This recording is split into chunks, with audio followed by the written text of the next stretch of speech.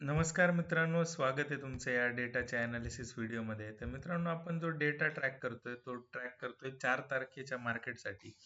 तो तुम्ही बघितला असेल. आज दिवसभर मार्केट कशा पद्धतीने खाली राहिलं. तर ह्याच्या पाठी काही लॉजिक्स असतात मित्रांनो. मार्केटमध्ये जो डेटा आहे तो कशा पद्धतीने येतो, त्याचं पुढे काय इंटरप्रिटेशन असतं हे समजणं फार इम्पॉर्टंट असतं. तर डेटा ओव्हरऑल निगेटिव्ह होता. 5.5 लाखाच्या पोझिशन्स त्या ठिकाणी रिटेलरच्या होत्या. एफ-आयच्या 4 लाखाच्या आसपास पोझिशन्स होत्या आणि पावणे 2 लाखाच्या ऑलमोस्ट पोझिशन्स प्रोच्या होत्या. तर मार्केट दिवसभर निगेटिव्ह राहिलं. एक दुपारनंतर एक थोडासा बाउन्स येण्याचा प्रयत्न केला. ते इंट्राडे मध्ये मी तुम्हाला अपडेट केलंच होतं. उद्यासाठी मार्केट कसं असणार आहे ते आपल्याला आयडेंटिफाय करायचं आहे. तर मित्रांनो, दिवसभर काम तर झाले.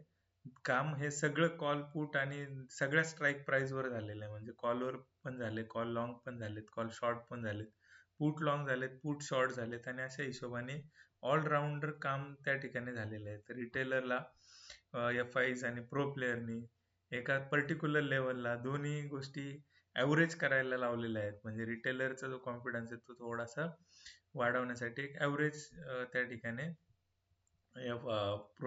क्लायंटने त्या ठिकाणी केलं असेल. तर मित्रांनो, उद्यासाठीचं जे प्रिडिक्शन आहे ते साईडवेज आहे. कारण जे काम झालंय ते ऑलमोस्ट फ्लॅट झाले. दोन्ही साईडनी काम आपल्याला बघायला मिळाले.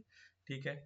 तर एसजीएक्स निफ्टीवर आपण बघितलं तर निगेटिव्ह एक 40 पॉईंटचं आपल्याला हे दाखवतंय. ऑन ॲव्हरेज आपल्याला साईडवेज ज्यावेळी आपण म्हणतो त्यावेळी आयदर साईड 60 पॉईंट पर्यंत 70-80 पॉईंट्स पर्यंत जे मार्केट असतं, ऑलमोस्ट 100 पर्यंत पण पकडलं आपण, एक सरळ सरळ थोडंसं कन्सोलिडेट होत जर राहिलं तर आपण त्याला एक साईडवेज डायरेक्शन म्हणतो.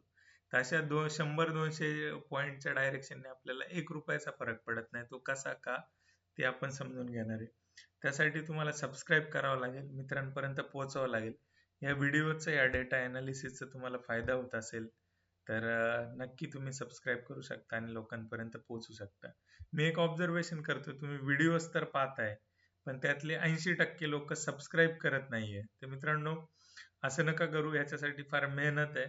तुम्ही सबस्क्राईब करून ठेवा आणि जर व्हिडिओ बघणार असाल तर पूर्ण बघा, नाहीतर त्या व्हिडिओवर क्लिक पण नका करू. कारण तुम्ही तो फक्त ओपन करून स्किप जर केला तर गुगलला असं वाटतं की हा व्हिडिओ आपल्या कामाचा नाहीये. ठीक आहे. तर मित्रांनो, जर तुम्हाला बघायचा नसेल तर बघू नका, पण बघितल्यानंतर चालू केल्यानंतर स्किप नका करू. ठीक आहे. तर अशा पद्धतीचं हे आहे. थँक्यू मित्रांनो. थांबूया आजच्या व्हिडिओमध्ये.